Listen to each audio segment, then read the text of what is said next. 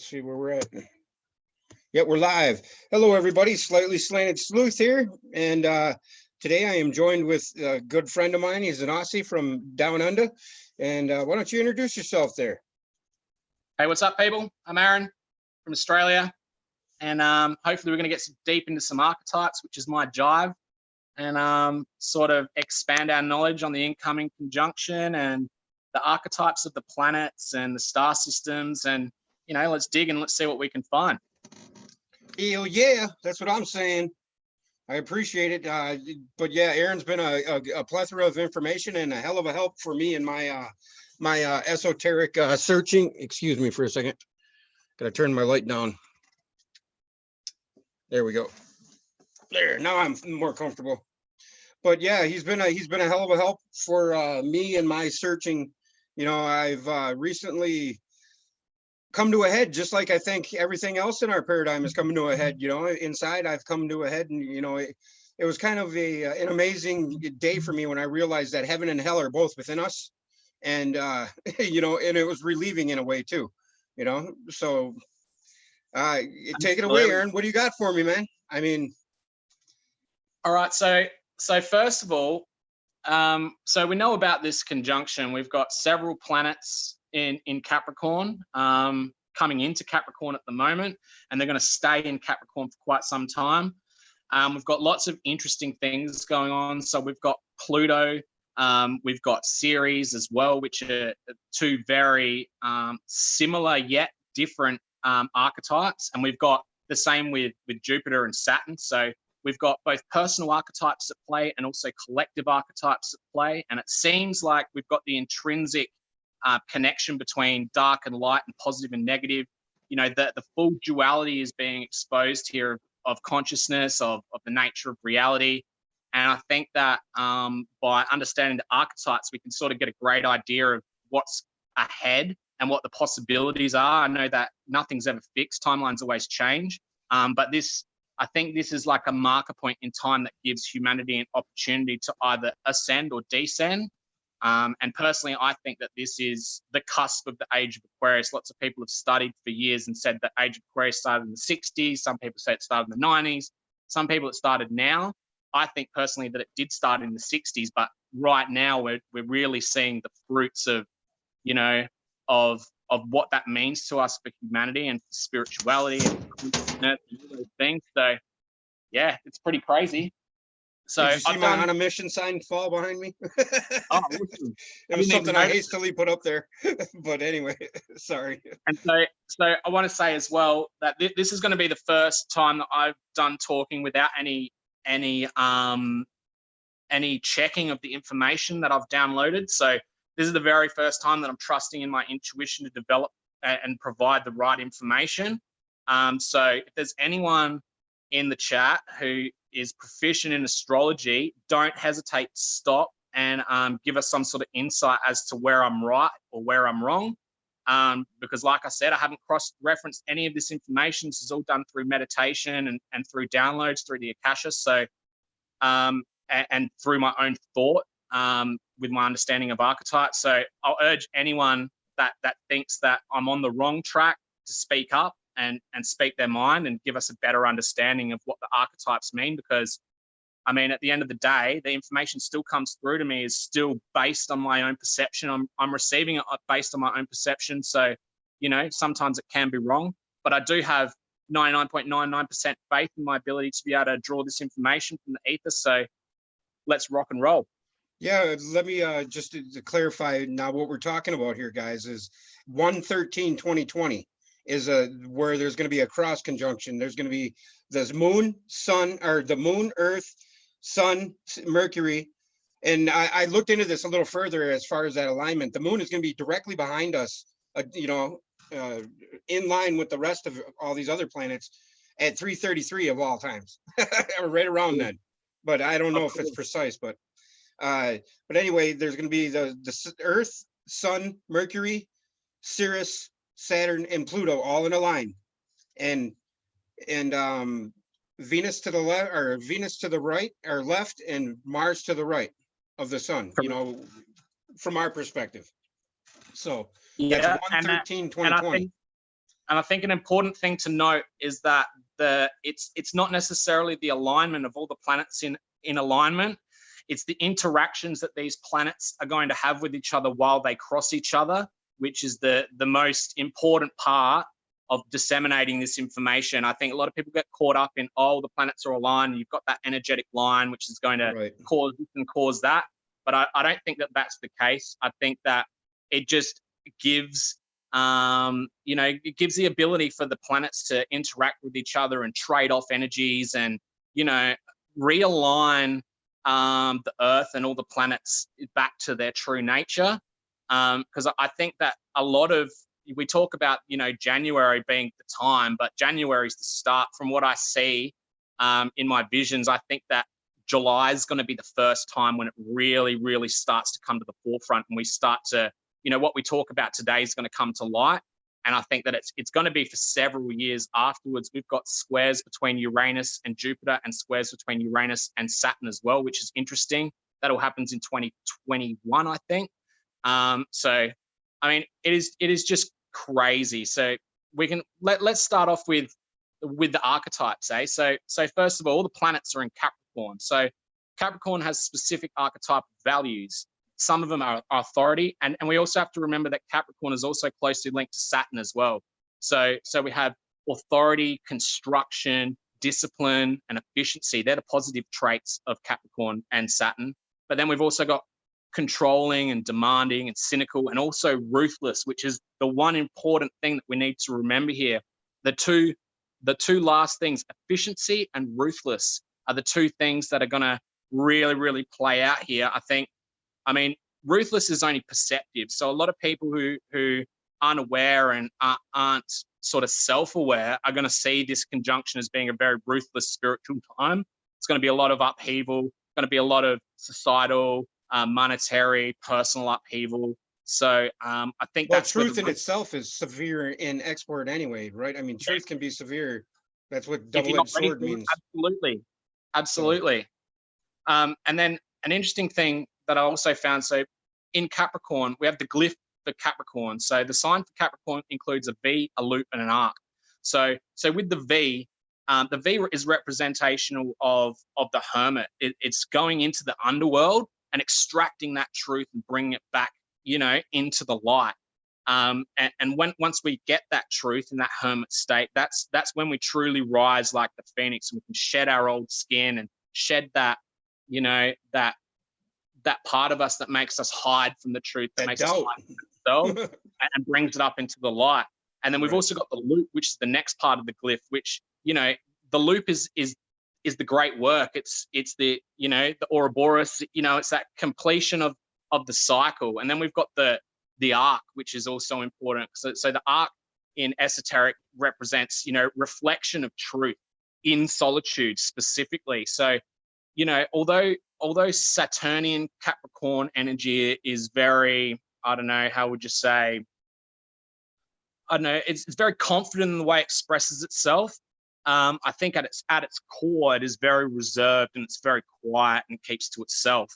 So Capricorn also represents the spiritual elder, which isn't quite the magus, because I know in archetypes, the hermit and the magus are very closely connected.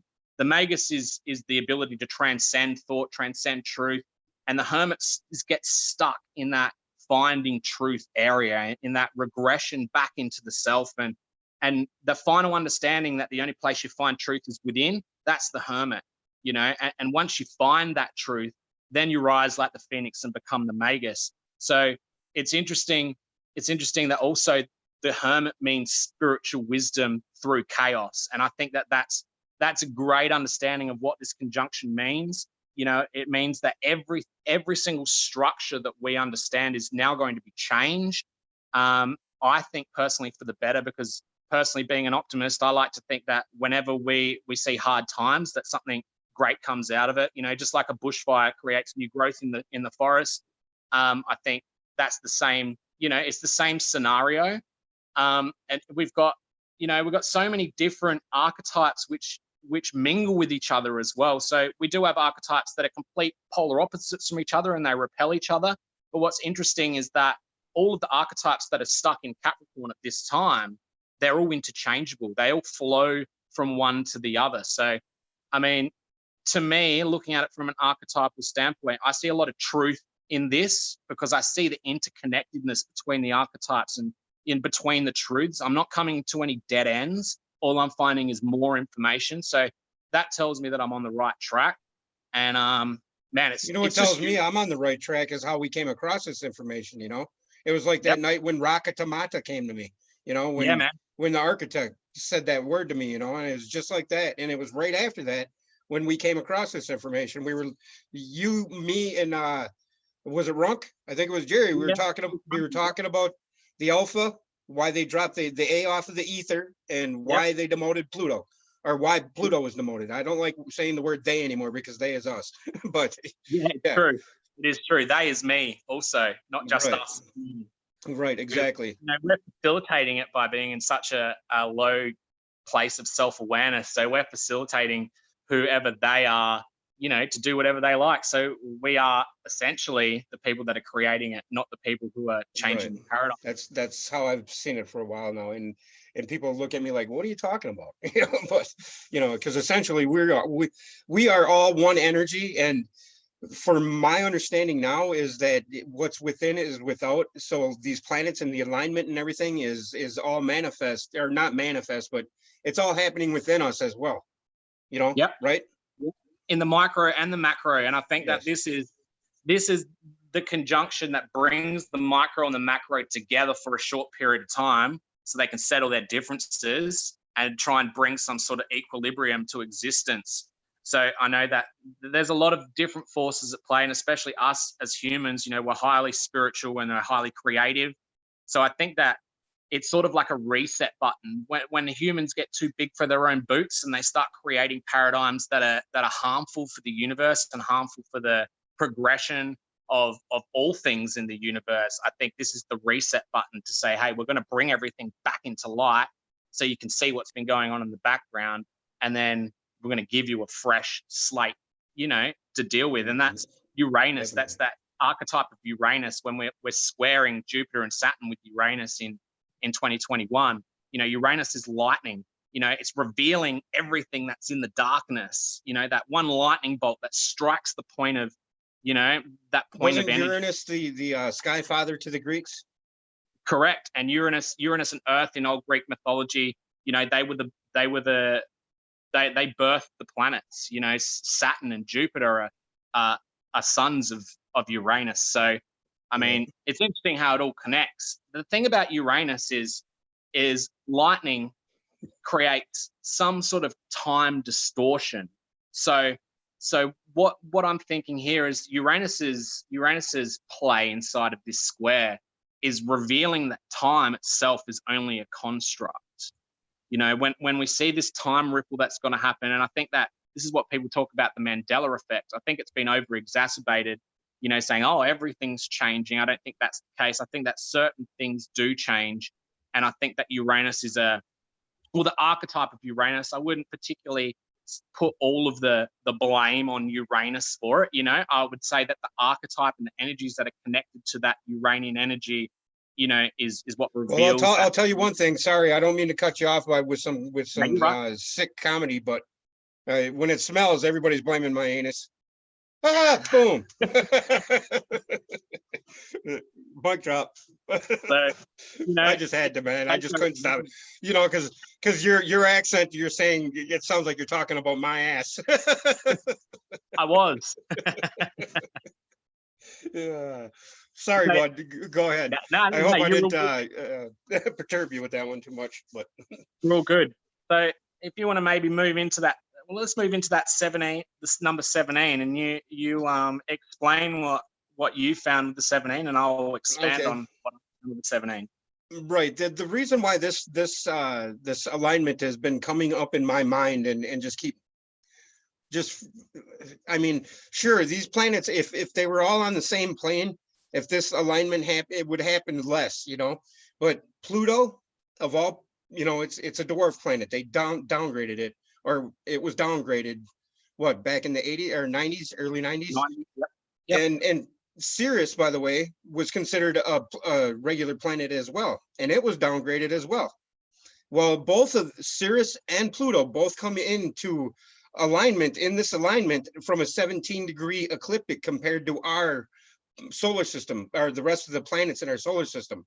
So it's like if you envision an atom and how they have the electron and the neutron or whatever, how they, the atom symbol that Yep. I think the aeronautics companies have,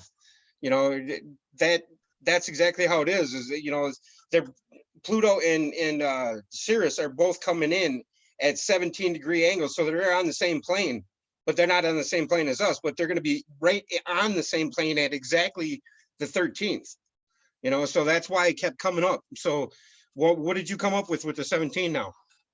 Okay, so this is the only one thing that I cross-referenced out of the entire information because I didn't understand it when it came through. So what was coming through to me when you said to me, what's the significance of 17? And I said I would meditate on it, is I was getting cicadas. So I wasn't sure what was going on. So I researched the number 17 with cicadas. And the interesting I found straight away is that cicadas, they live on a 17-year reproductive cycle. So what happens is that every 17 years, the cicadas come from underground and they move up into the world and they repopulate for a certain amount of time and then they head back into the earth. So the interesting thing about this particular one is that the cicadas are due to come out in January 2020. And it's also the 9th genus. So we know that number 9 in numerology stands for completion. Woo! Stands for completion. So an interesting thing that I'll have to look into more, I think that cicadas may play a greater role than what we think they do. And I think that they might be like a harbinger of times to come. And it makes me think that perhaps all animals are a harbinger of times to come, because we know that, when there's earthquakes and things, whales lose their sense of direction and birds fall out of the sky when we have geomagnetic storms. So, all of the above is going on recently too. Yeah, exactly. And I think that it's particularly interesting that when you mentioned 17, that it was a 17-year cycle and I had cicadas coming to me. And God, I just got goosebumps, man. They won't go away now, dude. Yeah, man. And that 9th genus. So it's the 9th development of, the genetics of the cicada, brood number 9, standing for completion. So, these things are going to come out of the earth and maybe they're drawn out of the earth because of the planetary influence and the archetypal influence. And it's sort of their trigger to say, hey, it's time to wake up. It's time for us to go to work, and maybe they create the next generation, which in turn helps the next generation come to a realization that a cusp of something is near. I need to get deeper into it. But I found that super fascinating that I came up with that intuitively and then it checked out. And it not only that, but it also aligns. So the other interesting thing is the cicada archetypes. So cicada for starters has... Hey, just let me cut you off for a second. Sorry, bud. Cicada is what he's saying because he's an Aussie. He's saying cicada, but it's cicada. Cicada, the bug that goes me in the tree. Okay, I just wanted to make sure everybody was clear with that. Sorry about my crazy accent. Hey, I love it, man. So cicada in like what do you call it, in animal totem explanations, means transformation and rebirth, which is also the phoenix. So it's interesting that also links to the hermit being underground and then rising up like the phoenix, to come into this ability of the magus to be able to create whatever it chooses to create. So it's interesting that not only the numbers line up and the information checks out about cicada, but the archetypes are identical to the archetypes that are at play within this conjunction. So, I mean, if someone wants to do some research and get into it a little bit deeper and leave some comments in the comment section, I would love to get some further understanding. For me, I'm on a totally different path. I'm not really interested in finding out what's going on with cicadas. I've got a lot of shit. Right. But if someone's interested in it and they want to dig a bit deeper and see what it is, leave a message in the comments. I'd love to see, what else people can dig up, because I know we've got a lot of smart cats in the chat. Well, that's the best part about when we do a show, dude, is going back and watching the comments proliferate, and the think tank and going on, and how everybody throws their ideas around.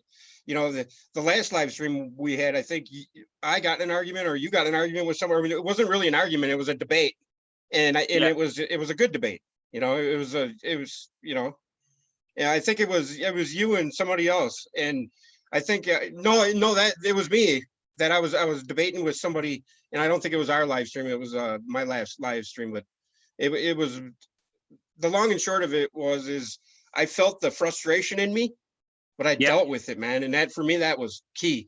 You know, that's hard for me to do. Yeah, and for me, you know, with as you know, I've got a pretty deep psychological background, and I Yes, say to everyone that, you know, being able to get those triggers, those things that trigger you, and embrace them, and being able to yes, transmute them into understanding, because you know that triggers come from a place of ignorance. They come from a place of fear.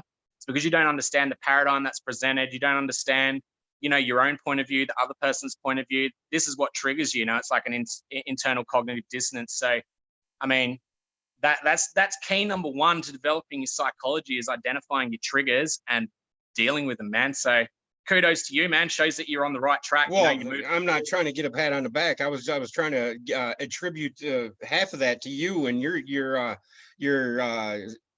level-headedness, and you know, because I turn to my friends that, you know, I consider you my friend. I turn to you guys when I need some guidance, and I'll accept it, where in the past I didn't accept it. I was, you know, I know everything, you know, and I think Yeah, that's yeah, what our spiritual journey inside of us is for, you know. I mean, if we embrace it and we know that we have the demon inside as well as the good inside, and it's up to us to you know, choose which path we're going to take, right?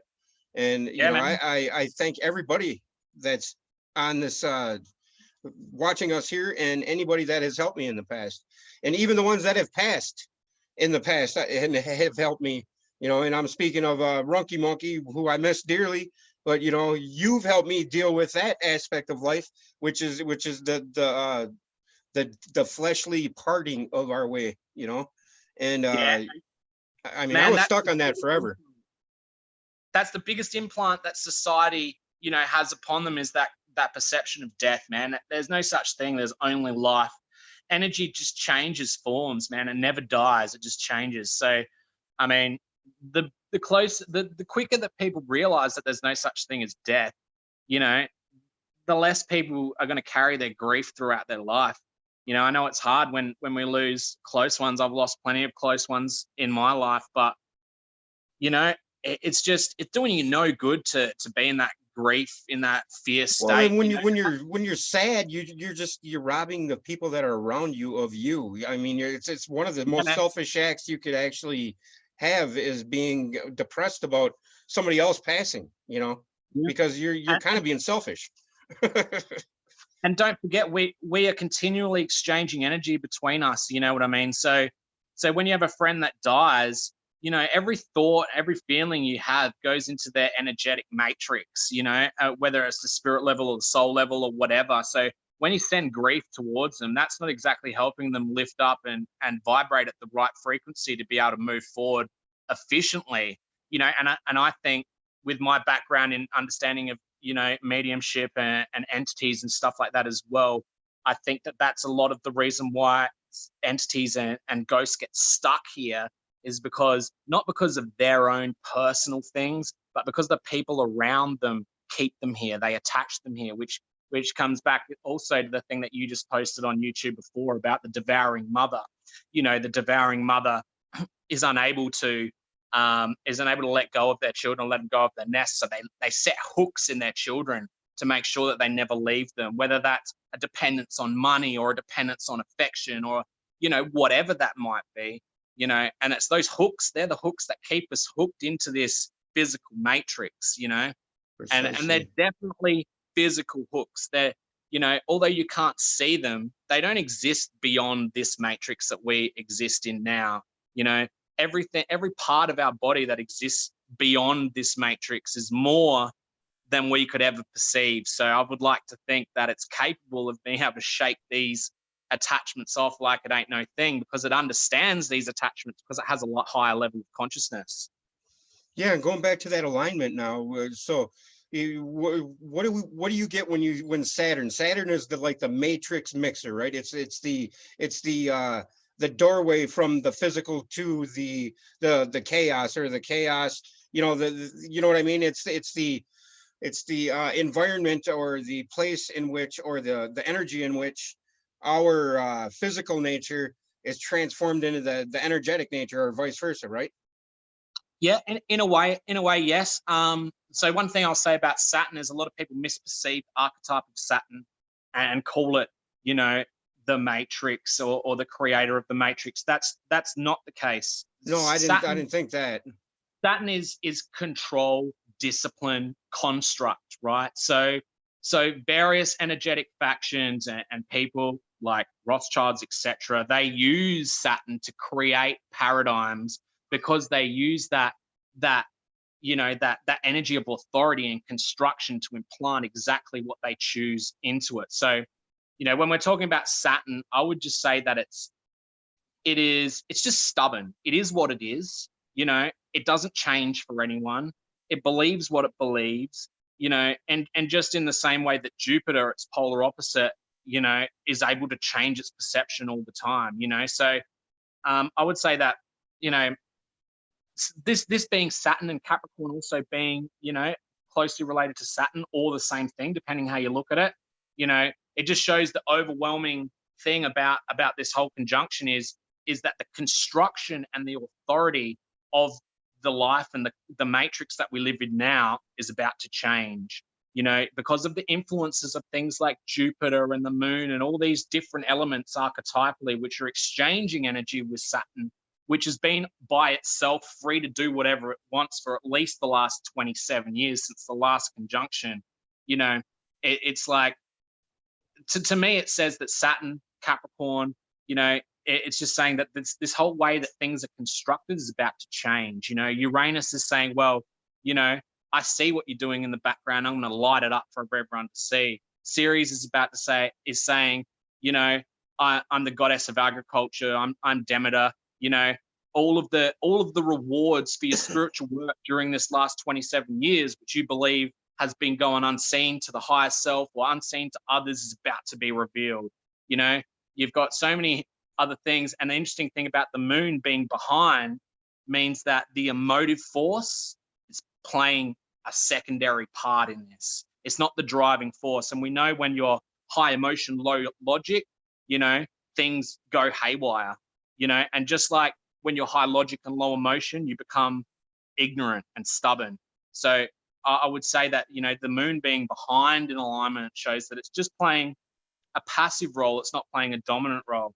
And yeah, because the moon is the ebb and flow, or the rhythm, right?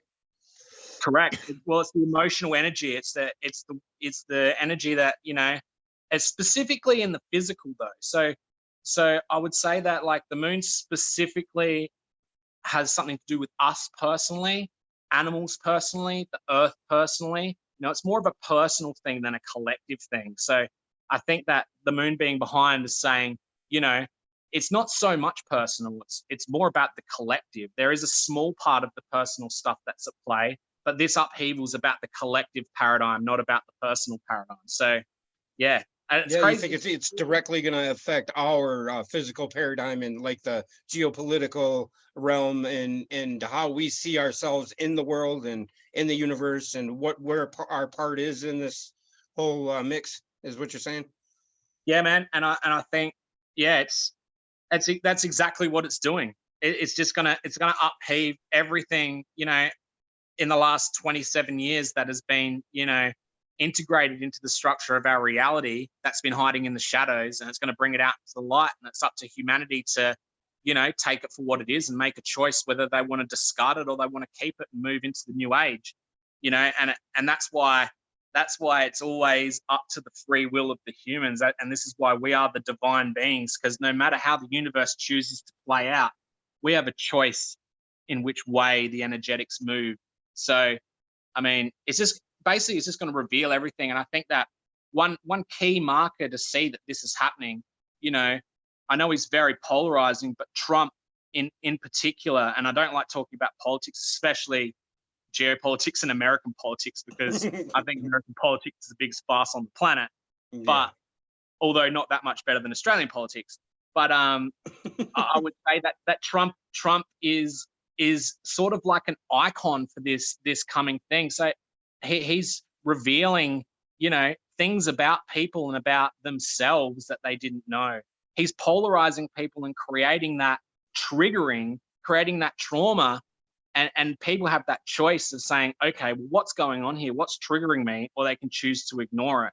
So I think that energetically, regardless of what he is as a person, what his role is in humanity, the things that he is doing and the effects that he's having on the planet are bringing things to light, whether you choose to accept it or not. You know, if you're being triggered by his actions, then that's not necessarily a knock on him. That's saying, well, why are you being triggered? You know, like what's creating that trigger, and why do you have, you know, such a, you know, attachment to what he says or what he does or what the situation is?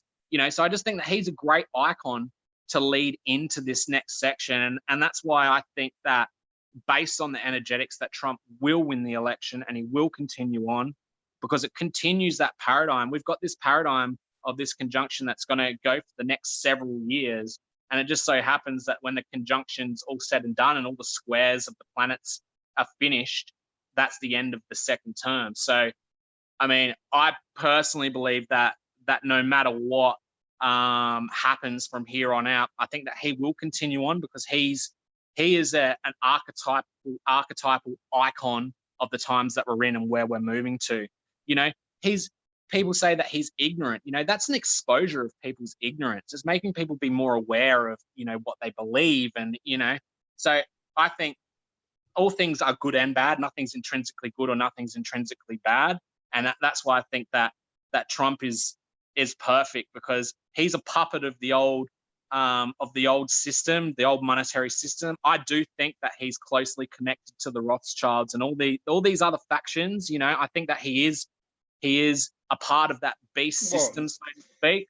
As soon as he called what's his face, Benjamin Netanyahu, Benny. As soon as he called him that on national television, you knew it right there. You know. Yeah, man, and that's but the thing is with Trump is he's got such a huge ego that there isn't any filter. He believes what he believes. Yes. And although for the personal, in the personal sense, that's not a great thing for your spiritual development. No. Outwardly, in the way that you express that, it makes people stand and take notice and realize what's going on with themselves. Yes. So I would say that that's a person, you know, that's a great thing. And no matter for how the rest of us, right? Yeah, yeah. Not for him. And he'll be empowered to come. If he's not empowered to come, it means that there is someone else that fits the archetype of this changeover better than him. They'll probably be more outspoken. They'll probably be looking to oust dark factions even more. You know, and you really honestly believe that he was here to oust dark factions? Because I voted for the guy, and you know, I totally believe the soapbox he was standing on. You know, and I felt betrayed when the swamp is getting deeper. You know what I mean? Yeah. I don't think that he was in it at all. I think at the start he was working for, you know, for that beast system.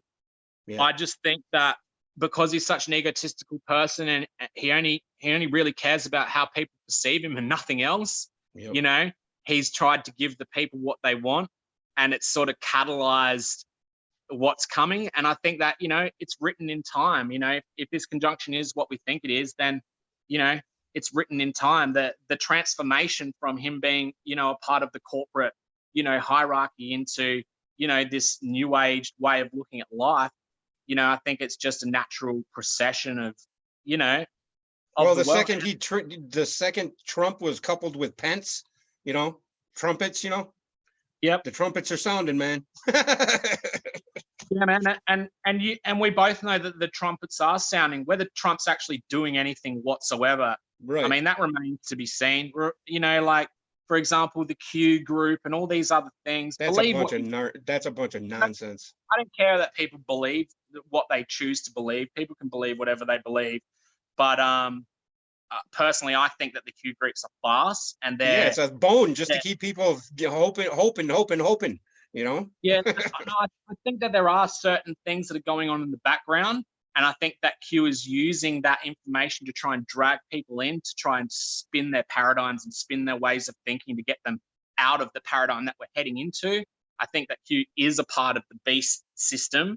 But, you know, you can't stop what's happening. And I think Q's just riding on the coattails of, you know, the change that's inevitable, and sort of using it to try and manipulate people's points of view to try and stop the procession. But I mean, you know, with that egoic mind, you know, you're stubborn and you don't see things for what they are. So you're fighting a losing battle, and that's just the way it is, you know? Yeah, let's touch on Pluto and Charon and the River Styx for a minute here. Do you know the whole Greek mythology behind Hades and Persephone and all that? Do you know that story? I do know. Well, I know that Persephone and Demeter are very closely linked, if not the same archetype. I hadn't done Demeter is the any. daughter of Persephone, I think.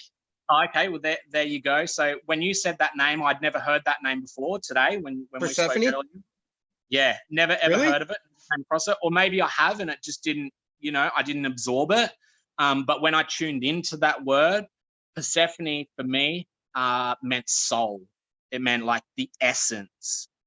Which if Persephone is the mother of Demeter, then, and Demeter being the mother archetype, then that makes sense that Persephone is the essence of femininity and the essence of creation.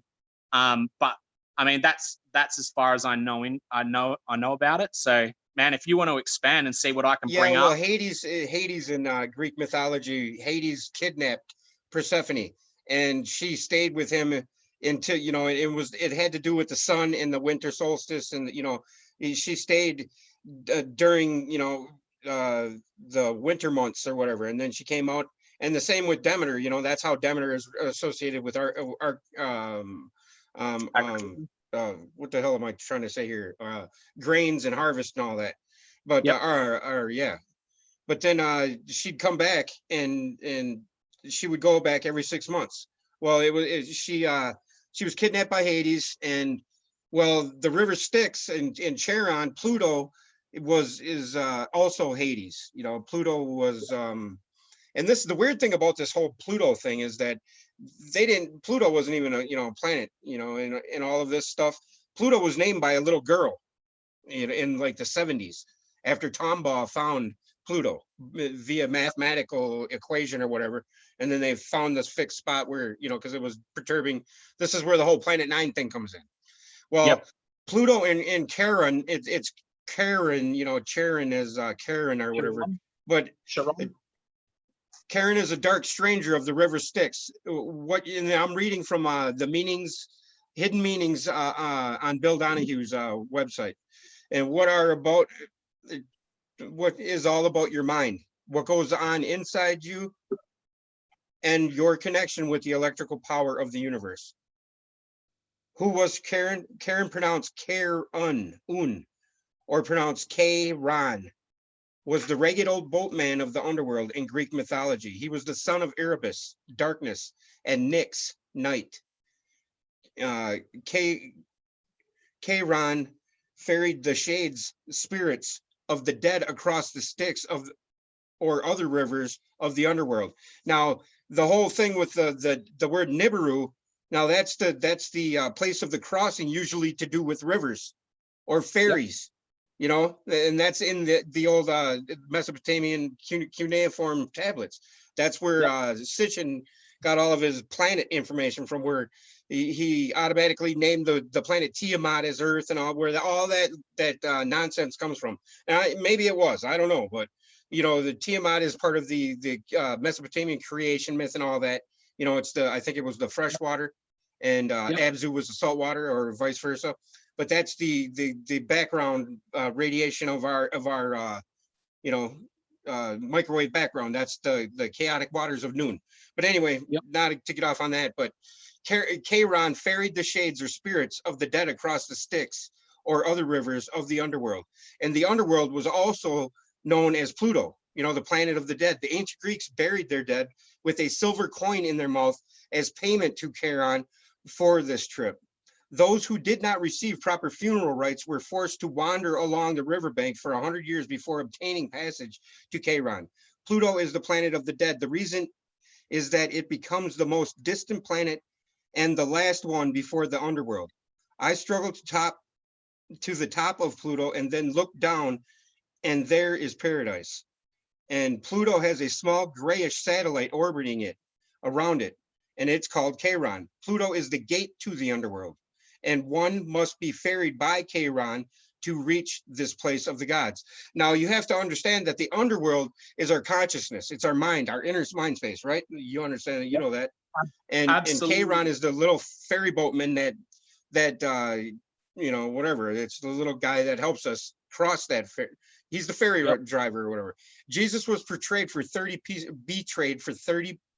pieces of silver. The number 30 is the number of the god Sin. Sin is the moon god. The moon represents the emotions because it reflects what is shown on it. And that's what you just said. Silver is the human mind. Thus, the silver coin in the mouth indicates that the mind has been demonstrated to have been renewed by the words that were spoken before the body died. Now, what did you just say, dude? Everything. That's why I was smiling the whole time you were talking about that, is because you said everything that this thing just said, dude. I mean, you said it in a nutshell, dude. And you didn't even research any of this, did you? No, man. No, I looked at it all intuitively, man. I told you that before I started. I'm just gonna go for it. That's why I got the goosebumps so bad, dude, is because I'm like, damn, this guy ain't kidding. He's the real deal. And folks, I'm not lying. This isn't set up. He did do what he just said he did. And this I'm reading because it's like confirmation or affirmation. I mean, it's just crazy how our reality is interacting with us at all times. And if we just plug into it, it can, you know, people can call it nonsense. They can call it this or they can call it that. But I've seen this number 333 my whole life, you know? Yep. And this number 333 tells me every time I need to pay attention to something, and it's steered me in the right direction. But I mean, he's proof right there of if you tap into it, you can get it. And Tesla spoke of the same thing. He said, if you contemplated on something long enough, the answer will present itself to you.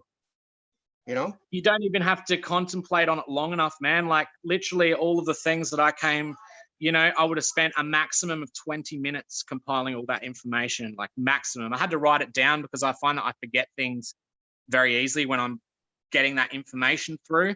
I forget it because there's just so much information coming through that it's hard to hold it all in.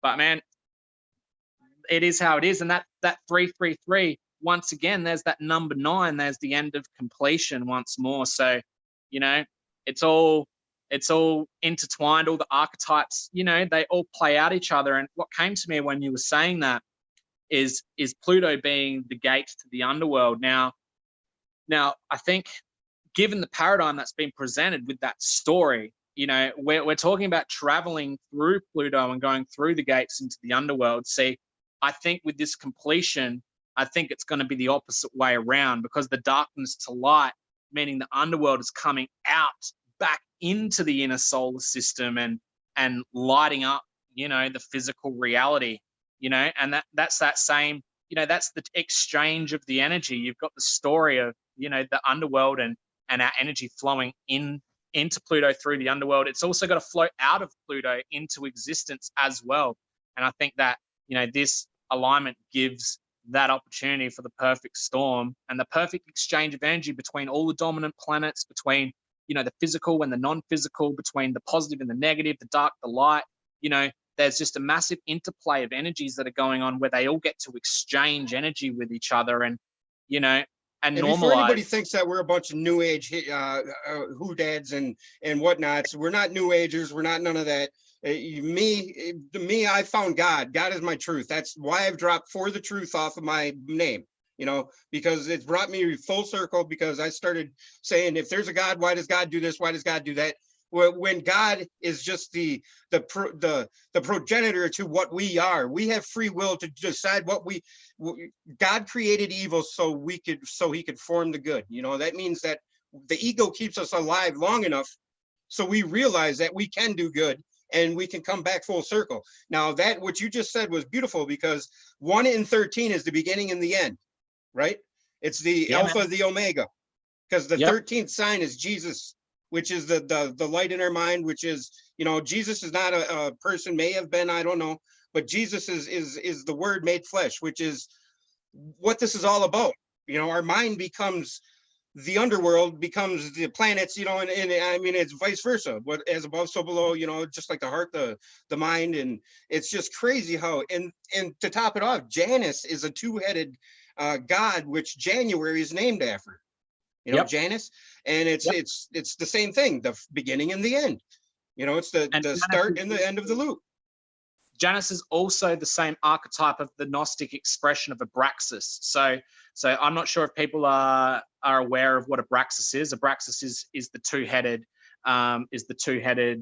icon, and what it is Abraxas is the closest to God. So Abraxas is the first expression, is the expression of duality from the 0 point of energy. That is Abraxas. And when we talk about the lunar calendar and the 12 months, and we're talking about the 1 and the 12, they used to have 13, because the lunar cycle is 13 months, right? Yeah, it is actually. It is 13 months. It is 13 months. So, and we're talking about the 1 January being the starting point of, of the journey. And that's the starting point of the journey of God's expression is Abraxas. So they're the same archetype. It's just interesting. I just made that correlation as you were talking. It just came into my head. So, for people who aren't up to speed with Janus, and and they do understand a little bit about Abraxas, there's the connection for you. They both, are one and the same. And I find that every single one of these stories, whether it's Gnostic, whether it's Mesopotamian, Sumerian, whatever, Egyptian, all the archetypes are the same. There's no different. I think in Vedic culture and Hinduism, I think that they got a little bit carried away, having a couple of thousand. I think it's ridiculous coming from, my understanding of archetypal psychology. You can tell almost everything about someone based on the few base archetypes. I like to think that there's 7 base archetypes. I know a lot of different people think there's different, but based on what I know, I think there's 7, And I mean, that's the Hermetic principles in a nutshell, man. Correct. And that's why it all lines up 7 days, the whole lot. And right. And we see that each day plays its role on our psyche, and it's like the Sabbath plays a different role. We're in a different mindset. We're in a different mode. That's the rest, the stillness is the Sabbath, right?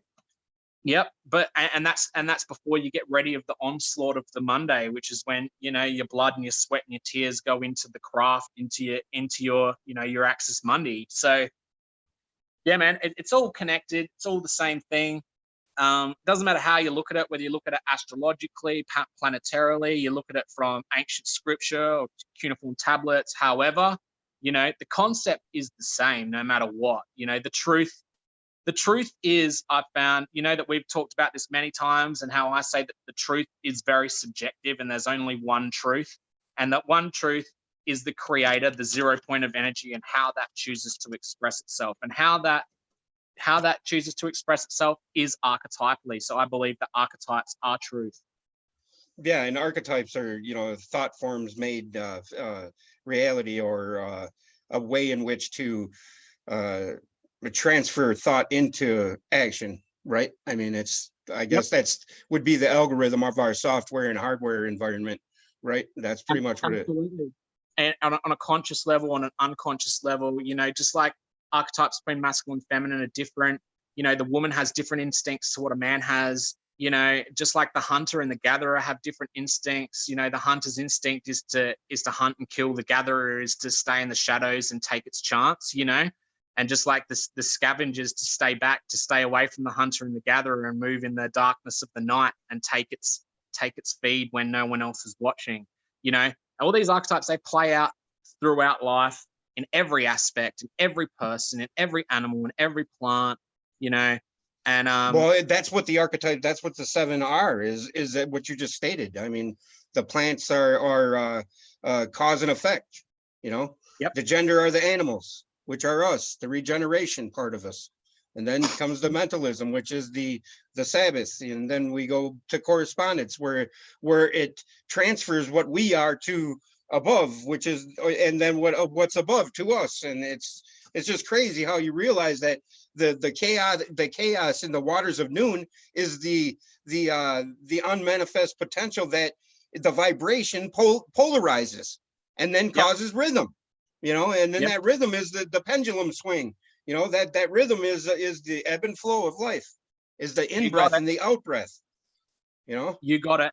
And the one thing about pendulums that I will say is that the pendulum never rests, right? So I use this as a great analogy in psychology and tell people that, when people are searching for perfect balance in their life, it's just not going to happen. It's just not going to happen. Just like if a woman chooses to be a man and a man chooses to be a woman, they can never be a woman or a man because they're still dominated by their expression of gender, and that's just the way it is. There's no changing it. There's no matter what you believe and what you think, it just is what it is. But the second Adam, or the Adam that, or the man that we are brought back together, is hermaphrodite. It's that's what the two brought together as one personifies. I mean, that's it. But I wanted to touch on the pyramid. Remember when we were on that pyramid thing and the 5? Yep. I can't believe what I figured out. I mean, with the truth, and that's what the truth is based off of. Do you buy into this?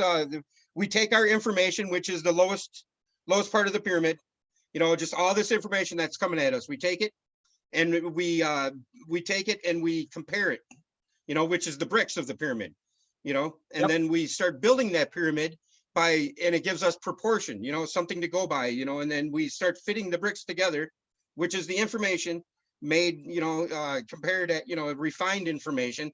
And we build our pyramid, which is capped which is capped, and then it gives us measures, something to measure the truth against. And then once we get to that single point of truth, which is, because we are all one truth, there's only one truth. And it was hard for me to wrap my mind around that, because I was always thinking, well, your truth is your truth, not my truth. But there can't be more than one truth, because if there is, there's nothing that's true. Yeah. Because if there's more than one truth, this negates the other, so then there's no truth. Correct. The only one truth is the whatever force creates this existence. Say it, dude. God. And how that chooses to express itself. Right. That's it. That's the only truth. And there's a lot of, everybody has their own truth, and that's great. You're entitled to your beliefs, but I believe that the only way that you're able to get to a point where you can get the information coming down to you unhindered is to remove belief. Belief has got to go, because it's got lie in the middle of it. Correct. And removing belief removes the lie and exposes the truth. And I think that, first of all, the pyramid, is like a reminder for us to understand the nature of our reality. Everything, archetypes are always in a pyramid structure, always. Well, it's a process. Yep. And a lot of people say it's a power generator, and that is true, right? Because God's power comes through its expression. So, it is a power generator. It is, creating energy from that base archetype throughout the existence, Well, the Great Pyramid is at the center of the Earth's mass. Okay. And what's at the center of our mass in our head? The pineal gland. What's in the center of the Vatican courtyard? A pine cone. Yep. I mean, so it just tells you that's got to be it, man. I mean, it's everywhere. It's everywhere. And then to top it off, I get into the Orion thing. That's what opened my mind to this whole thing, and the Anu and all that. Is like, wow, you go up into to Orion's nebula, and you see that words are swords, where the nebula is in the sword of Orion. And what is Orion? When you look up at it, it's a hyperboloid, it's an X, and that's the inverse of a toroid. So, and then you go into the middle of that, and then you see the middle of that is the trapezium open star cluster, which is another cross, which is 5 stars, and they're in a cross formation. Which has a black hole in the center of it, which is another toroid in itself. The Barnard's loop. Yep. And that exposes truth. That exposes that is factual, that information, because what you presented there are no dead ends. They all intertwine with each other, and that's what I find about truth, is that truth is unescapable. There's always a way to prove the truth. And the We truth got 23 watching right now, by the way.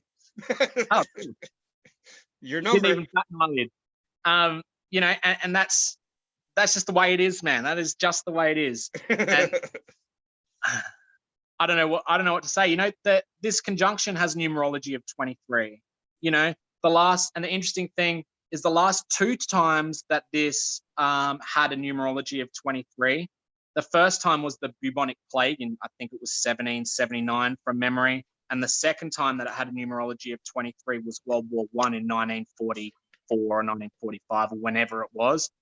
So, I mean, the bubonic plague, it helped humanity sustain itself because there was a realization that we needed to understand, you know, the pollution of our area and keeping it clean and sanitary. I think that people took it the wrong way. I think it was a sign from the heavens to say that you need to clean the area around you to stop these sort of things manifesting. You know, you need to keep the equilibrium in nature to stop these things manifesting. And then the war is that war of ideology, is the cusp of saying, hey, you know, these ideologies, they don't help anyone. You know, you need to find a common ground here. You know, and that's. Is there 7 races on the planet? Is there 7 different races? You know, genes. Is there? I didn't ever think about that. Is there 7 continents? Yeah, there's 7 continents, correct? I mean, that's just nuts, dude. I wouldn't be surprised if there's 7 gene pools. I wouldn't be surprised. You know, a lot of things. Like 7 is pretty dominant through a lot of, you know, different things that you find in science. So. What's your take on the Ophiuchus in the 13th sign just coming out of nowhere on us a couple years ago? What's your take on that? So once again, I think that they, you know, it's like coming to light. It's like bringing this new age in, because we know that the lunar calendar is 13 months, right? And we've been running with 12 constellations for God knows how long. I think that this 13th constellation coming out from the underworld, which stays true to the whole structure of this situation, you know, is bringing things into equilibrium. It's that trade-off of energy. There's no longer 12. Things aren't out of sync anymore. Now we have 13 and everything's completed. The whole cycle's completed. Everything is visible in the sky, you know. And what is Ophiuchus wrestling with? Isn't it the dragon? Isn't he slaying the dragon? A snake a snake. And I think that's wrestling with his own mind or his own ego or his own wisdom or whatever. Yeah. I think wisdom. I still think that the snake is like that carnal wisdom. It's like the wisdom that is created through logic, not through any other means but logic. It's like, well, I know this and this and this, so this is the answer, and there's my wisdom. That's what you build your ego on, yeah. And that's an interesting thing as well today when I did my meditation, is that I saw Demeter in a chariot going through the universe with Quetzalcoatl guiding her, well, not guiding her, towing the sleigh or the, you know, through the universe, and Demeter on the handles, on the rope, steering Quetzalcoatl through, you know. You got a vivid imagination, brother. Yeah, man. But you know, that's like, that's the thing again, you know, that's that serpent wisdom, you know, once again being driven by the divinity of the mother archetype. You know, the man is the one who is of the serpent. It's not the woman. The woman is the divine. It's the man who thinks with their carnal mind and creates wisdom through logic. It's the woman who creates their wisdom through intuition, archetypally anyway. So yeah. I mean, and it's that. And it all flows together like that vision. You know, you might say that it's, you know, it's very, you know, it's very whatever, generalized, like very imaginative. But the fact is that we've had women that have been suppressed for so long through humanity, and now this time comes where Demeter is there, and I see that she is steering the chariot of that masculine wisdom. It's not the masculine wisdom repressing that feminine anymore. So, you know, it all ties together. It's all the same. As you know? men, we know damn well that the woman is the one that runs the show in our house, man. You know, we know that. Yeah, we know that. I mean, that's just how it is. My ego likes to tell me that I'm in control, but I mean, if we ain't doing it, we ain't doing it, she says. Right. That's the truth. But have you paid any mind to Yvonne Gordon? Have you looked into any of her stuff?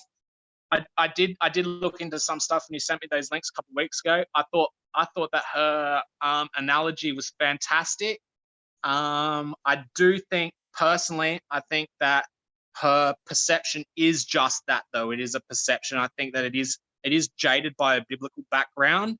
I could see that there are some things that are so deeply embedded into the biblical understanding that it's hard for it to express itself in truth and reality. But I do think that she has an absolutely great understanding of what it is. I do think that she has some sort of form of illumination and a great form of understanding. I see exactly what Phil says, and is exactly what she says, just in a different framework of how she explains it. Exactly, and the reason why I see her from that perspective is simply from the Bible, because I understand the archetypes that are intrinsically implanted within her by coming from that direction. I think for Phil it's a little bit different. So he comes from all angles. He comes from New Age psychology. Well, he went more of the mind way and less of the heart at first, is what he said. Correct. Yep, correct. And there's three paths to it, isn't there? Of course, there's the heart and the mind, and I think that they're two great expressions of the difference between the feminine and the masculine. He's very academic and mind constructed, and she's a feeler, and she feels her way into things. So, man, I think the information's great. But personally for me, I'm not interested in the Bible. I'm not interested in that at all. I'm not interested in the convoluted information that's in it. Dude, the Bible is where it's at, bro. You got to see now what I'm learning from her. What I'm learning from her is that the names of the Bible are just aspects within us, are like miniature archetypes of what is within us, And like she explains it so eloquently. If you really, I dove in deep into her stuff. I watched like 10 videos in a row, dude, because it was like, wow. And, because I could see it from her perspective now. And because I went to Bible camp a lot when I was a kid, year after year. And I was of the same mindset you just expressed right there, is I'm not interested in the Bible because it's convoluted and I can't understand it, because it's like, why is it saying this and this and this and this? And why is it, and death this, and they're cutting the head off of this and sacrificing that, and, in all these numbers, and they live for 600 years and da. Well, she has put it forth to me and made me realize that it's the same story as of all these cuneiform, it's the same thing. Yep. It is. And like my problem isn't with the Bible isn't the fact that it's convoluted and it's hard to understand. I think of it like this. Why would you walk 4 days, right, to collect your food for the week when you could grow it in your backyard? What do you mean by that? So why would you sift through all that information to find the truth when you can absorb the truth? It's a way to hide the pearls from the swine, dude. It is, but the pearls are directly available to anyone who chooses to absorb them, man.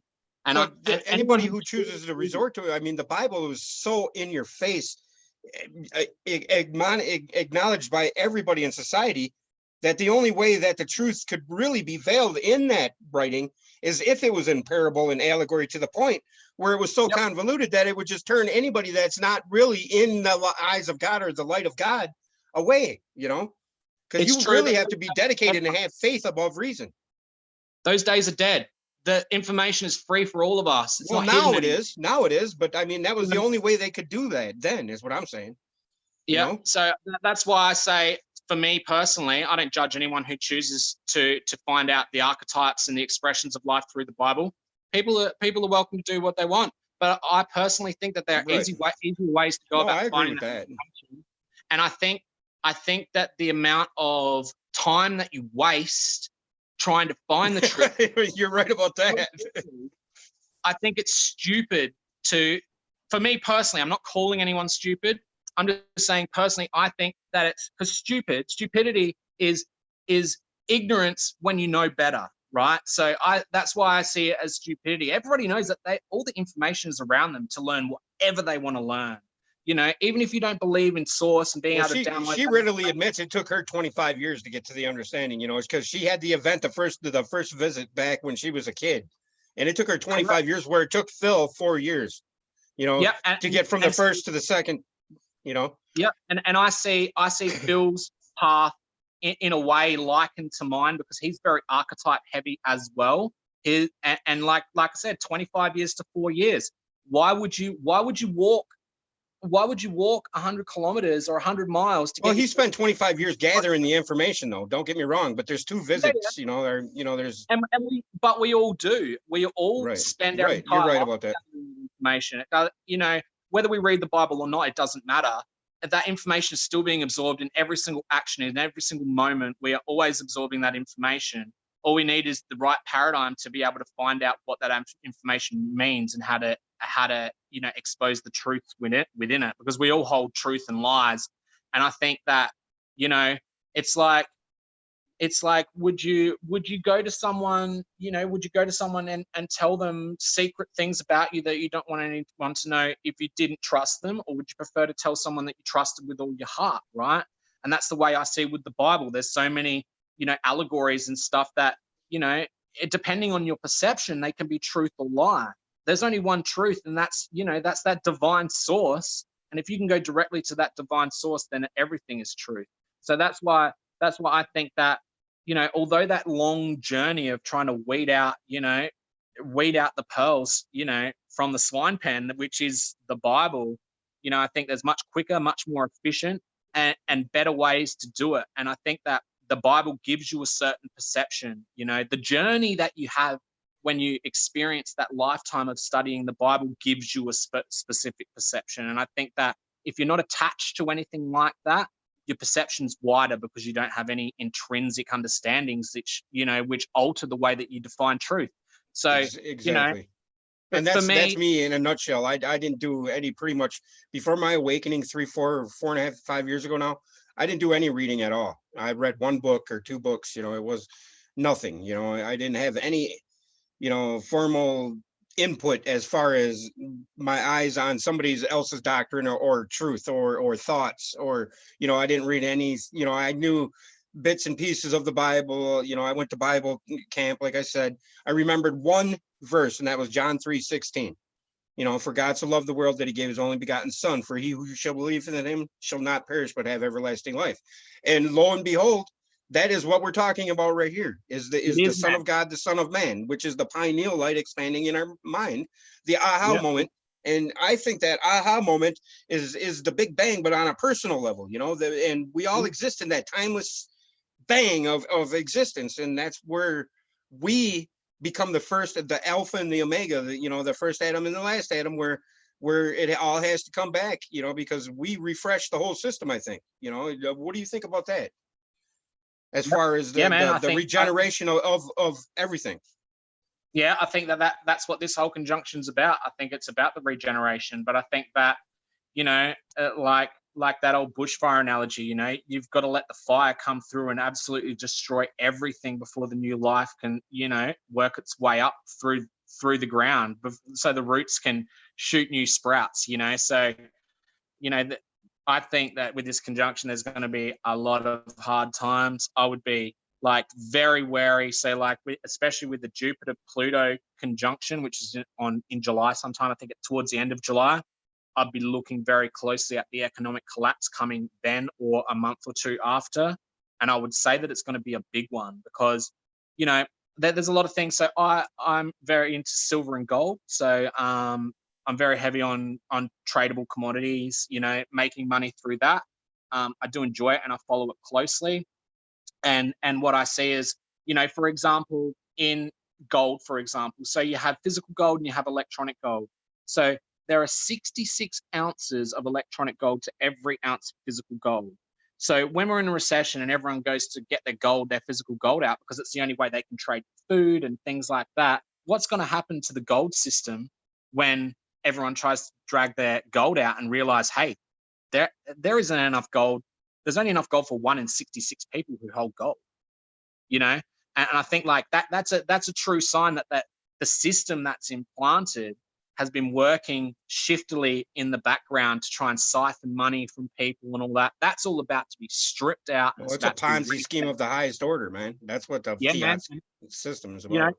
yeah, and I follow finance very closely because that's following finance and dipping my toes in the water is what helps me not have to work as much and do what I'm actually passionate about. Spend more time at home with my family and study Good for and you, think, buddy. meditate. And so I understand that paradigm and where the loopholes are and stuff like that. And I think that the 31st of July next year is when it's all going to come down. We already know that the fiat system's dead. It's only a matter of time before we have to go off all back onto gold. I think that will happen. And then I think the gold market will crash after that. That's why we collect lots of silver. It's all a part of the system. That's just one aspect of what's going to happen. We've got, I think as well, going back to Trump, I think that after his second term, I think he's going to be ousted like the swine he is. I think that everybody's going to come to such a high level of consciousness that they're going to see him for who he is personally, and people are going to, a couple of years down the road, they're going to take more attention to who people are personally rather than what people stand for, and that's a part of this paradigm as well.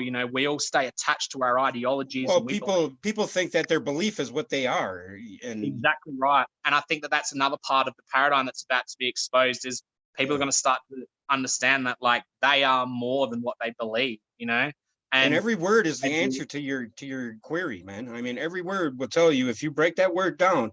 I mean, it'll tell you what it is and what the answer to what your quandary or your query is about the situation. Like belief is, there's the word lie is in the middle of it. And I wanted to touch on something. Somebody said something right here about Satan called himself God in the deception, which has been happening since way back. The one called Jesus came to expose the deception of division and show us how to come home to love. Now, you want to touch on that, or you want me? What I'm going to say. What that is. Satan is. I do. So go ahead. What do you think about that? Man, I think that's an ignorant man's translation of what Satan truly is. To be fair, calling it him, Satan is just carnal. Is the carnal consciousness. Christ is the highest form of consciousness that resides within us. Christ being the closest part of us to God without being God, and Satan being the closest to Hades without being in Hades. They're allegorical stories about how to identify the different parts of our brain and how they operate. Right. I got nothing else to say about it. It is that simple. People Satan to me is an ignorant human or somebody that's stuck in the materialism of our existence. That's why you can attach Santa to Satan and all that stuff. And then people want to say that Lucifer is Satan. I disagree with that because Lucifer is the one that is our creator, Yaldabaoth, or it's the light within us that we generate, but it's also Jesus as well. And when you get to the Hermetic principles, you realize that polarization just means that sure, things have two poles, but they're all one thing. Because the earth has two poles, it's one thing. We have two lobes of our brain, we're one thing. We have our heart and our mind, we're one thing. Just and it's like so let's talk about the archetypes of Saturn here. So you've got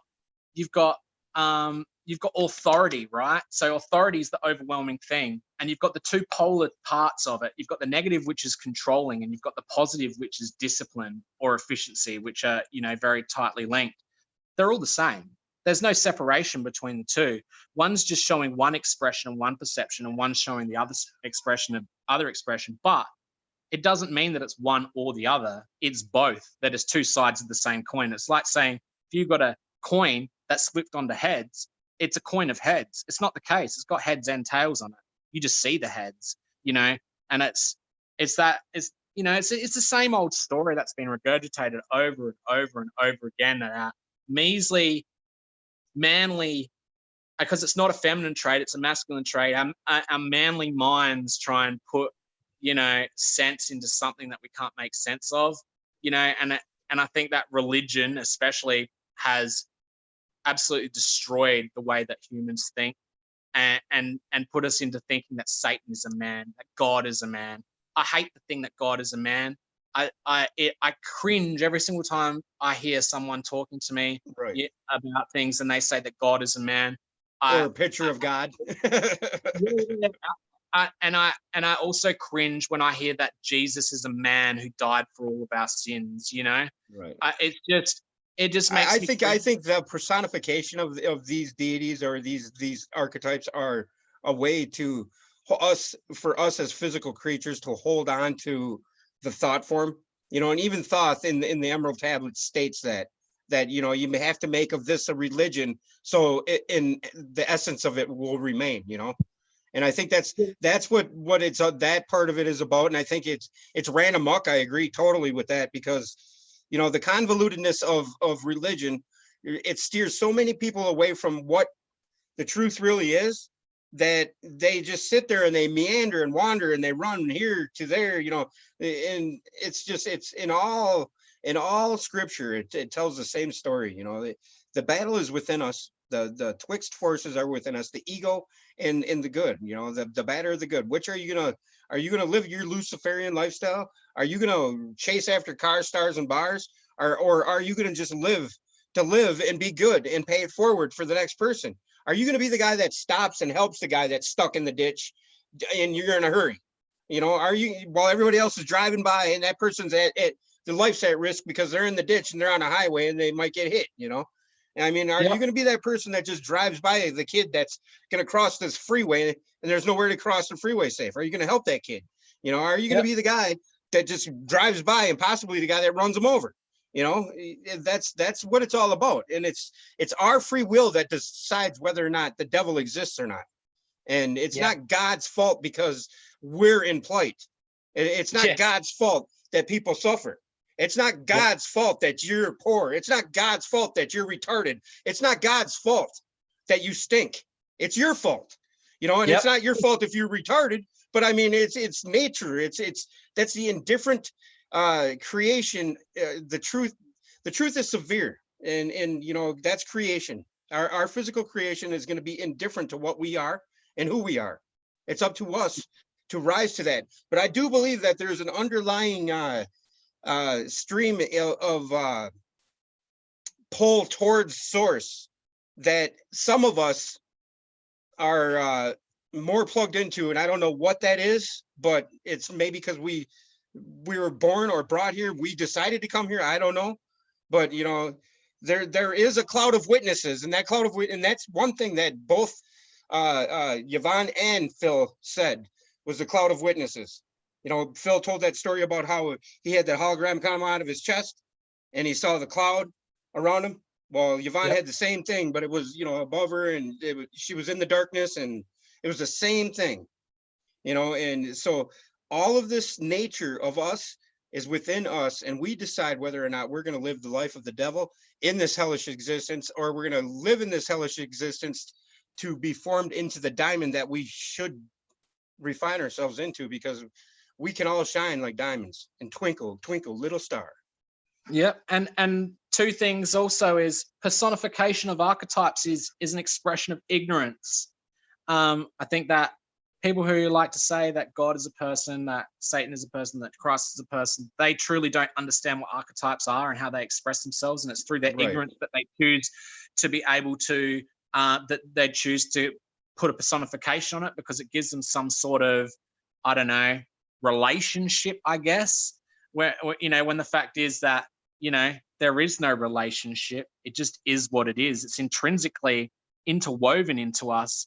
It's not like it's a relationship. It just is part of us. Well, you said something earlier about the Bible and how that was the old, that was in that was in the past. That's because now we have computers, we have the information age, we have all of this at our fingertips and at our beck and call, right? Well, that's what that's what the New Testament was. And then if you think about it, people weren't allowed, during the Inquisition, people weren't allowed to explore the spiritual aspect of what we really are, and that's truly where it happened. And there are nefarious forces that are trying to squash the truth. And you want to touch on that, Annie? I mean, you were big into that when I first met you. You're not into that anymore. And I love that about that because, and I know why you're like that because you got your own little boy right there with you. Yeah, I don't really care about nefarious forces at all because it's got nothing to do with where I'm going and what I'm doing. You know what I mean? I'm Yes, just because here they to can't make stop the train of truth in your mind, right? yeah, man. And I'm just here to make myself better and the people that are around me better. You Right. know, I don't really care about anything. I don't care who's manipulating. I'm very aware of it. Like I look at things and I see what forces are at play. And I wouldn't say that I repent from those forces. I turn my back to them, but I like to sort of have the perception that they don't matter to me, you know?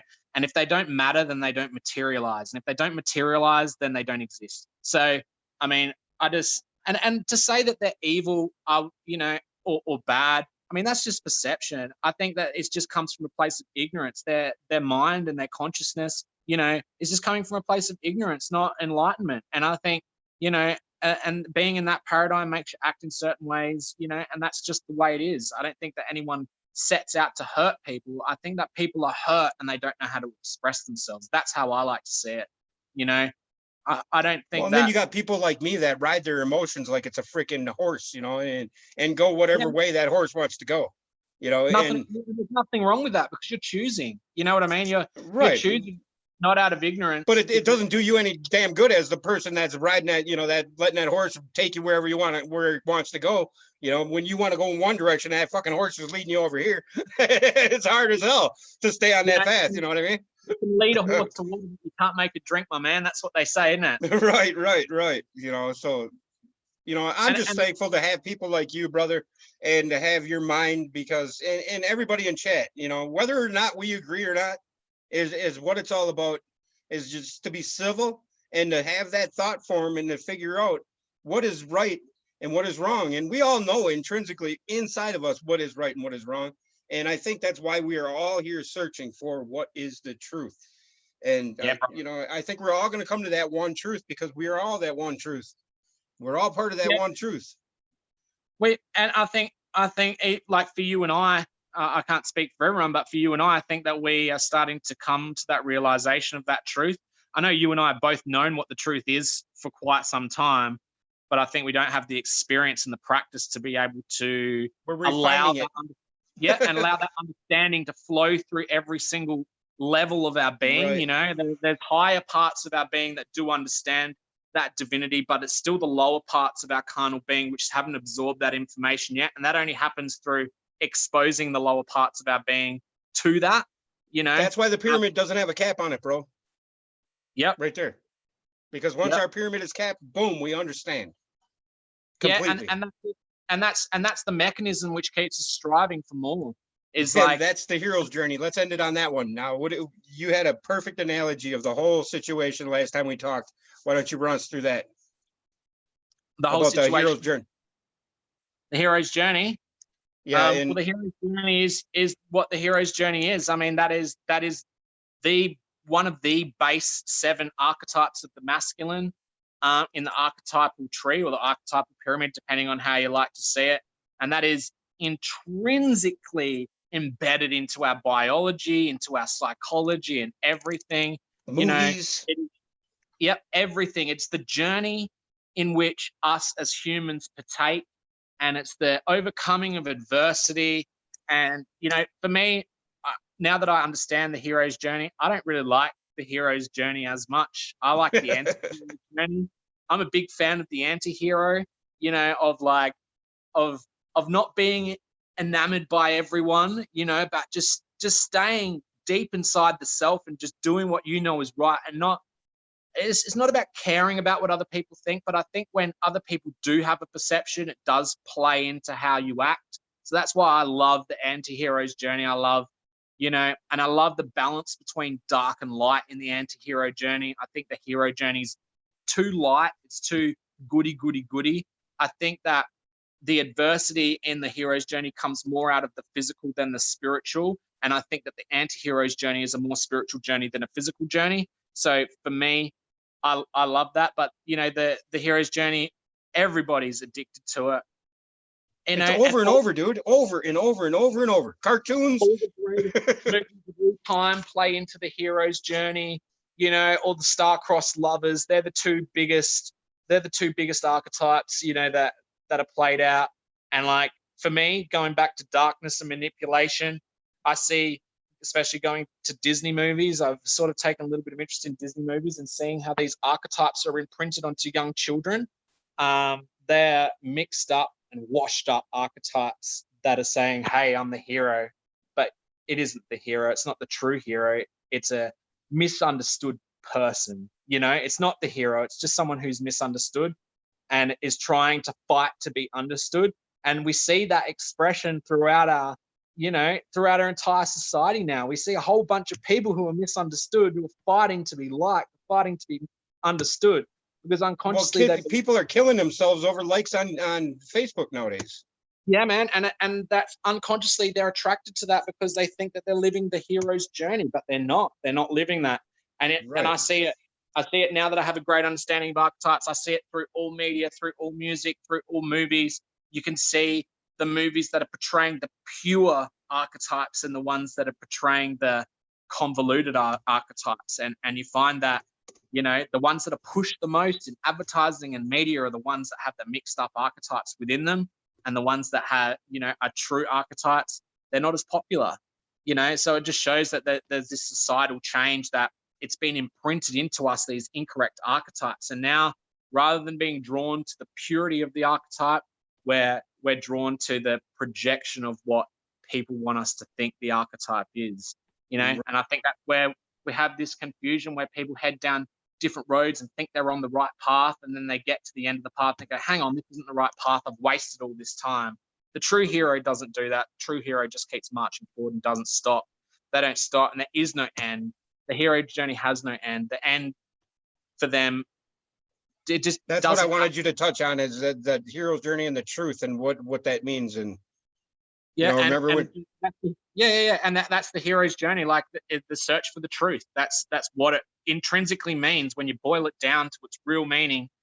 It's that search for the truth, the search of righteousness, you know, and it's that it never ends. The truth is always ever expanding, you know.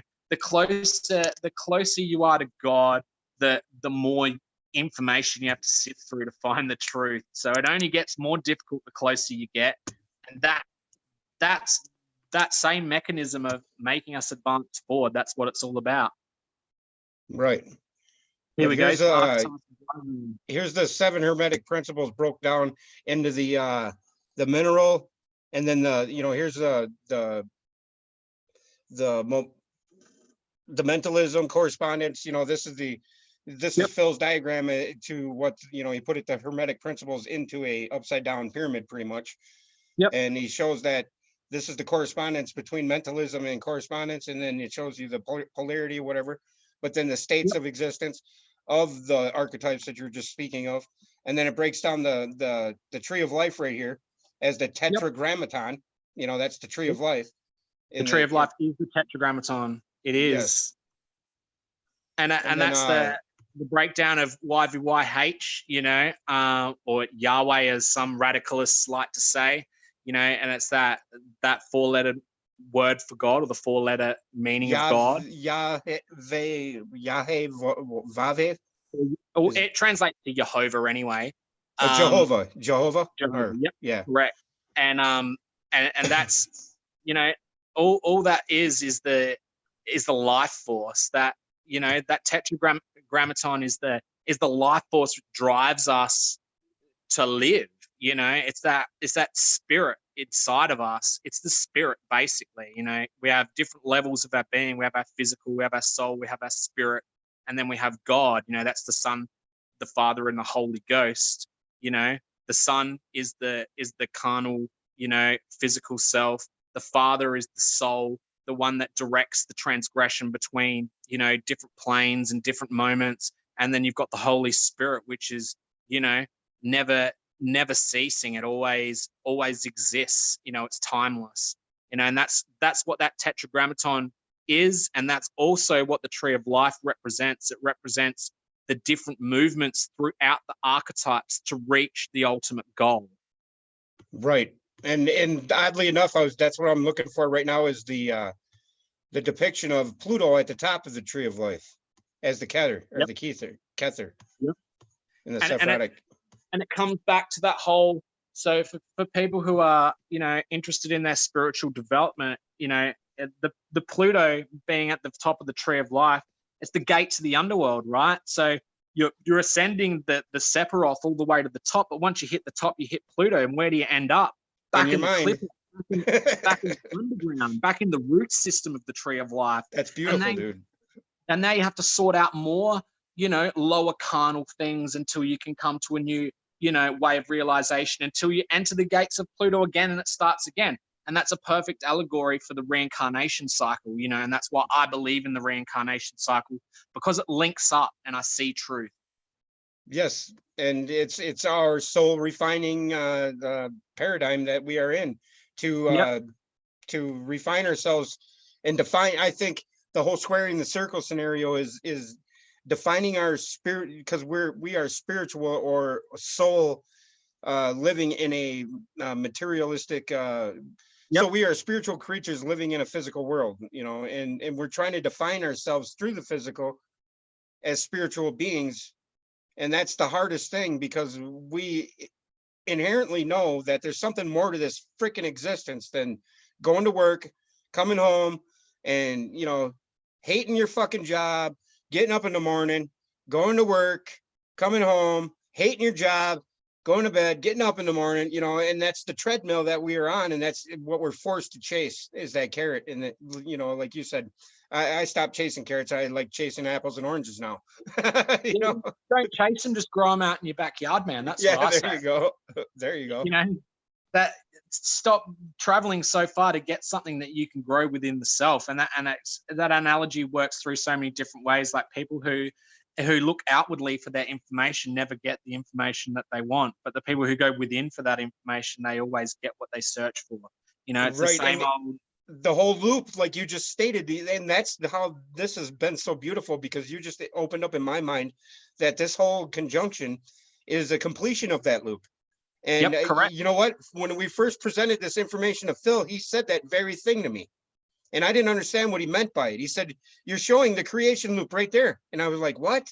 You know, I was confused because my understanding wasn't at the level it is now. And that's what makes us a neophyte or a hierophant, right? And correct, man. And I fully believe that both you and I have both moved above. We were very, very raw neophytes a year ago when it came to this sort of understanding. Like, we were very raw. We both had an understanding about the things that we knew personally, but when it came to the things that were great mysteries, you know, we were super, super, super naive and ignorant. You know, I think we both started with the thought of what the hell is the pyramid, man? Remember? Yeah. That's when it started, dude. Yeah. That's when we started really figuring out stuff, was when we posed that question right there. And then when, you know, this whole planet thing came up, this glyph right here presented itself to me, because this right here, this Jed pillar, is the pyramid pulled up into a straight truth. You know, this is us, our backbone, you know, the rod of Aaron, which you know, I kind of find that kind of funny. But this right here is the Ankh, of course, that's the creation. But this is the Ka position, you know, the Ka, which is our physical venerating something above, you know, saying, you know, worshiping something or whatever. But then this, you know what that is? Yeah, that's a soul. That's a soul symbol. The red disc. Yeah, it's a solar symbol. It's the I think it's the, I forgot. I want to say it's the light itself, or the recreation of, it's the regeneration of the God, is what this is. You know, and this right here is the arch of the sun, the arc of the sun going across, you know, the house of bread, which is Bethlehem. That's what Bethlehem means, is the house of bread. Which is also characterized in Egyptology as Nut, the sky god. Yes, and that's why Nut is always hunched over all over the stars and everything, and it's underneath her, right? The chaotic waters of Nun, which is the mother of all creation, the chaos. And Yep. this right here, you know what these are? These are thoth, the sixth Yep. chakra. Now, that's what I wanted to ask you. I'm glad I came across this. And I remember you asking me if I believed in chakras before, and I didn't. Now I do. What do you think about that now? So for me, that I've done a lot of work with the chakras. I've tried chakra removal and stuff like that quite some time ago. So I believe that the chakras, so as people believe that they aren't necessarily in the place that they think they are. I think the energetic centers reside in different organs of the body. For example, the base chakra is in the phallus or the vagina, then the liver and the lungs and the heart and the pituitary gland and the pineal gland and the crown of our head. They all have different energetic frequencies. And we know this. We know that when people's energetic frequencies are malfunctioning, they develop, carcinogens and cancers inside of each of these organs. And it shows imbalance between the energetic centers. So I think, as far as the Hindu idea, I don't know whether it was made to try and put people on the wrong track or whether they didn't have it right. I think the premise is right, but I think the positioning of the chakras is incorrect based on my own personal experience and experimentation. And I do also believe the other chakras that are above us, so the other 26 chakras that exist above the physical body, I think that they do not exist at all. And I think also there's just seven chakras within us. And yep, and well, in where you can expand on that in the Hindu tradition, there's something like 42 chakras, I think, all up. There's 7 main chakras, and then you've got your soul star, which is the ground chakra, and then you've got the chakra that resides just above your crown, and then you've got 20 odd chakras that exist above. Yeah, I don't know about all that. That doesn't sound right to me. Yeah, no, it's not right based on what I know anyway. So I think that energetic centers do exist. Chakras, as they've been taught, I think there's something that's not right there. I feel it in my gut that it's not right. Mm-hmm. I think it's completely related to our organs, and that makes sense to me because of the truths, that come out of the organs. That people that have energetic issues, they do develop different ailments inside of their body, and especially cancer when it's an extreme imbalance energetically. And I think that correlates with those energy centers. And I think that, these different parts of our body, they do embody different archetypes of their own. So they do have their own frequencies and they do have their own expressions. And so that would make sense to me that there are different levels of energy based out throughout the body, depending on the organs. You know what sold me on the chakras was the 7 houses of the Lord, which are the 7 heart muscles. The heart has 7 layers of heart muscle. And it has 4 ventricles, and a third of the stars are cast down, and all this. And this is where Yvonne's interpretation has brought me to a way better understanding as far as the inner workings of our body. Because I tried following Santos Bonacci, and his understanding of it, but he's just way too.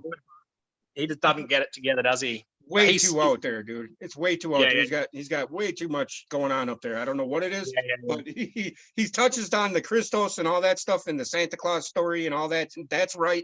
I agree with that, but that's about it.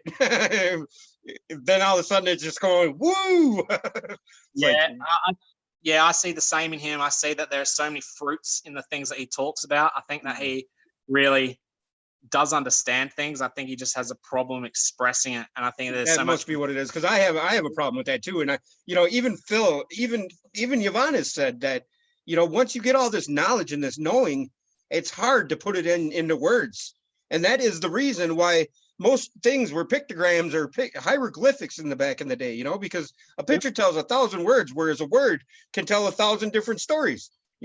So And like I said, I try to write down this information as it comes to me, because this is so intense that you need to put it down on paper so that you can see it is for what it is. When you keep it all inside of your brain, there's so many different things going on. There's points of view, and everything would muddle up the information that's coming through. Just put it down on paper as it comes through. And I think that's what the ancients were doing on rock without writing.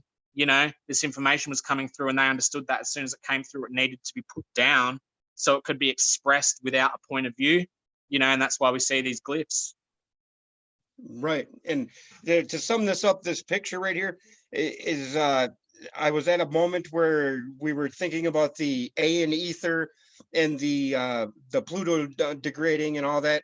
And I went and I seen a movie called The Star is Born. Have you seen that movie yet, brother? No, I haven't seen it. Dude, you gotta see it, man.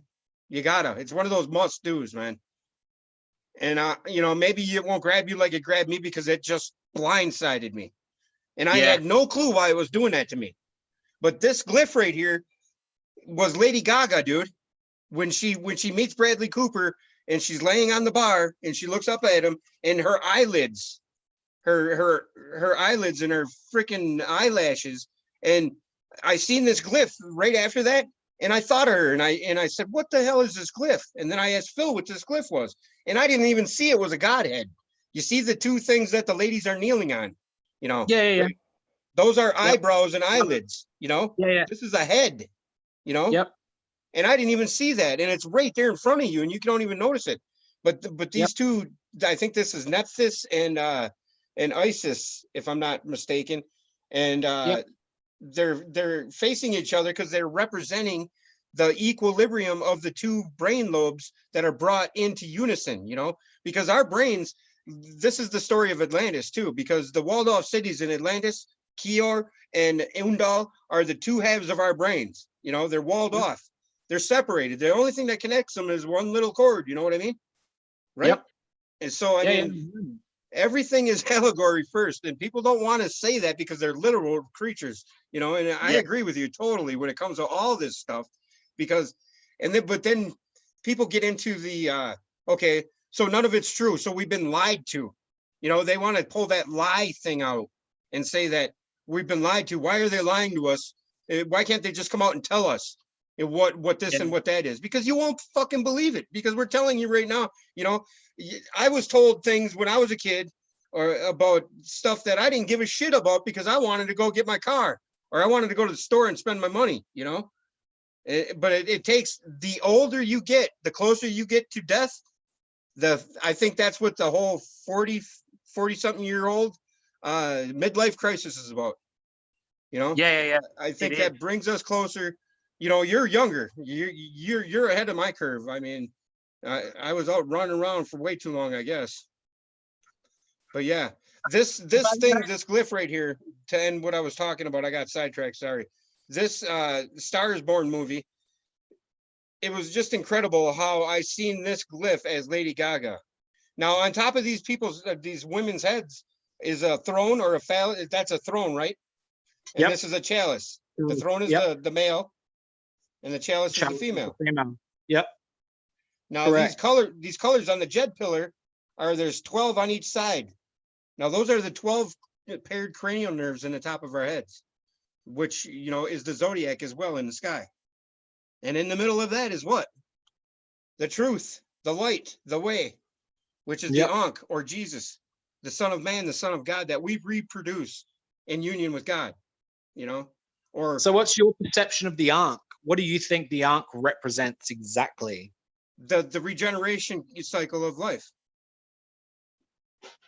That's the monad, and the circle of the Ankh is representing the loop, the Ouroboros, you could say, and the cross is the monad, or because the horizontal part of the cross is the physical, and the vertical is the truth, the spiritual, and at the end of the cross, at the bottom of the cross is the truth, or top of the cross, whatever way you want to look at it, and the truth of it is we are physical creatures in a physical world that house, our avatars just house our who we truly are. Our bodies are nothing, and it's just dust to dust, ashes to ashes, and whatever, because we are clay, and we are. There's no coincidence that the whole clay, carbonized, compressed, stressed turns into a diamond, and that's what we are. That's what we become, just like a diamond. A diamond after process, refinement, and pressures and stresses becomes a diamond. you know, Yep. in the ground, right? One important thing to remember though is that stress is only subjective. Right. Very true. But I mean, So in life, you're going to struggle or have stress, and you got to get through that to get to the end result. And that's the whole overcoming things, the hero's journey aspect of it. Right. yeah, yep. I see when you were talking there, I just saw a few fundamental things that clicked up about the Ankh that didn't quite fit the description. So I have an Ankh. Okay. So what do you think? Well, I think that the Ankh represents life force. I think it Yeah. represents the self-replication of the life force, and the left and the right, the dualistic expression of that energy outside of our bodies, the way that we exchange energy between people. I've used an Ankh, have one. Well, that's why Understand. all the Egyptians had an Ankh in their hand, right? In the funerary release. To replenish their life force. Correct. Yes. Correct. And it also the rods. I also have rods. I think one is made from Nepethys, and the other one is made from I can't remember the other one, but one's green and one's black. So you see in a lot of Egyptian pictures, you see that they hold the Ankh in one hand, or they have the Ankh around their neck, and then they're holding two rods. They're holding a rod in each hand. So I have those rods as well, and they all work together. So those rods and that Ankh, the Ankh is the connection between the two rods, and the rods is the masculine energy and the feminine energy, and the Ankh is what activates, sort of creates like a connection between the two without them having to directly connect. Because you know that when two opposing forces come, within kui of each other, they repel each other. So the Ankh is the force that stops the repulsion, and that's why we have that cross between, underneath the loop. That's the connection for the feminine to go in and the masculine to come out. That's the way that I see it, based on my experience with Ankhs and with rods. But the Ankh with the arms right there, I didn't say what that symbol is completely. That's the symbol of Pluto. Yeah. The Ankh with the arms up in the air. That's Pluto's symbol in the top of the tree of life, in the Kether, or the Keter, or whatever you want to call it. I was calling it the Kether before, but here, let me find. I think I got the picture where it shows the. But it's funny you just said what you said about the two coming together. What did you just state about the masculine and feminine and how they repel each other or whatever? What were you just stating there? Well, two opposing forces, no matter how you look at energy, they always repel each other unless they have a common denominator that joins both of them. Like a grounding point for them both at some point. So that's the way I like to think of the Ankh. Is that? Oh, okay, the grounding point. Yeah, it's like the grounding point between the masculine and the feminine, because it's like, for example, in relationships, when you're not ready for a relationship, you repel the opposite sex whenever they come close to you. Even if you have sex with them, or you get into a, if you start seeing someone, it doesn't eventuate because there's that level of repulsion between, right? When you find a common ground, like a common love, then the energy can exchange between each other, Right. freely. That's what I see the Ankh as. The Ankh is that common denominator between the energies that allows the energies to work in harmony with each other instead of repel each other. Okay, there's Pluto right there. Oops. That's the crown. Oh, it doesn't even say Pluto there. Hang on, the other one does. Sorry, guys. But yeah, also, what I was gonna say when you said that. Oh man, it's not this one either. Oh, I can use these arrows here. There it is. See it at the top right there? Pluto. That's the symbol. And when I seen that on that glyph, it was like, holy crap, I mean, you heard my excitement. And I think that's where my emotions are good in that aspect, when I have one of those aha moments, because it carries me through to the next one. And those epiphanies are, it's funny that epiphany is also a word that correlates with the pineal gland too, Yep. It's just crazy. Interesting that Uranus and Pluto are closely linked, right? So when we look at the glyph of Uranus and we have the V, the loop, and the arc.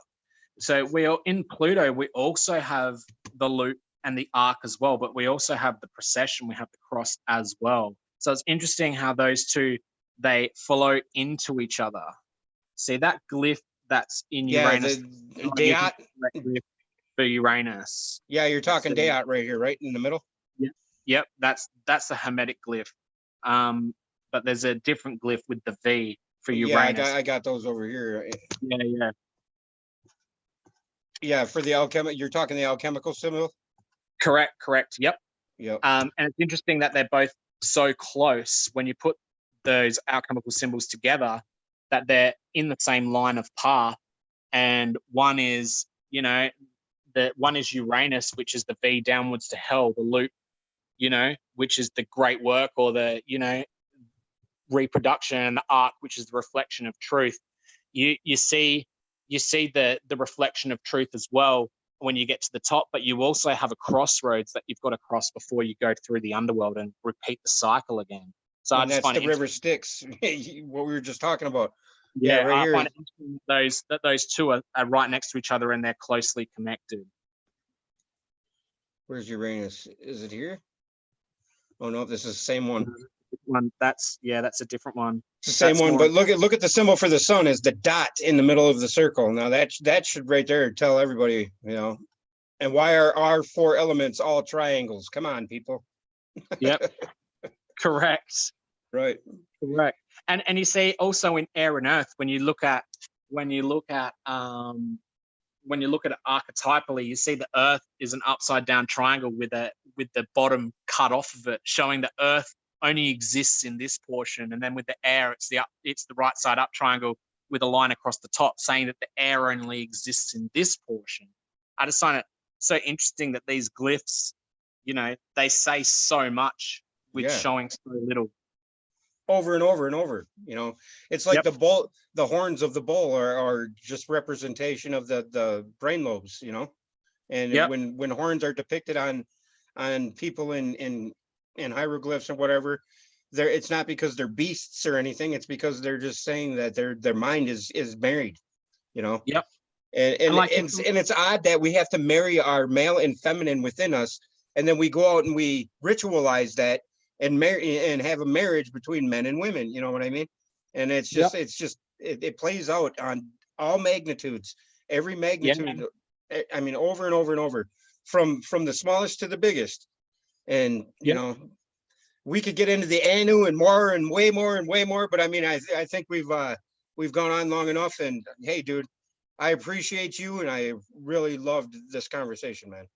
Same to you, brother. Always appreciate chatting with you, man. And if anyone in the comments has got some things to add, I'll be watching and seeing if you've got anything juicy for me, because I do want to expand a little bit about what we talked about and try and expand my own understanding. And I'm absolutely positive that there's at least 10 people in the chat right now that could take us a long way in understanding it better. So I agree with that. Even if you disagree, put it out there plain and simple. Nobody's going to get offended. Call us stupid, whatever you got to do. Just, get it out there. And, because every good debate ends in a whether or not you're the taker away of more or the giver of less. Who knows? Who cares? It's somebody's gaining something, and it's all of us, because we're all one for one for one. Love, peace, chicken grease. Thank you, people. Thank you. Whoever was here, I don't want to name off everybody, but thanks. I appreciate all of you. I really do. And with that, just love, pay it forward. I'm not going to tell you what to do, but just be nice to people, because that's where we got to start. We got to, just pay it forward. Don't be the one that's going to be the asshole. Don't be the one that's going to stop the train of truth. Be truthful to yourself. You can't lie to yourself, and be love. Later. Thanks, guys.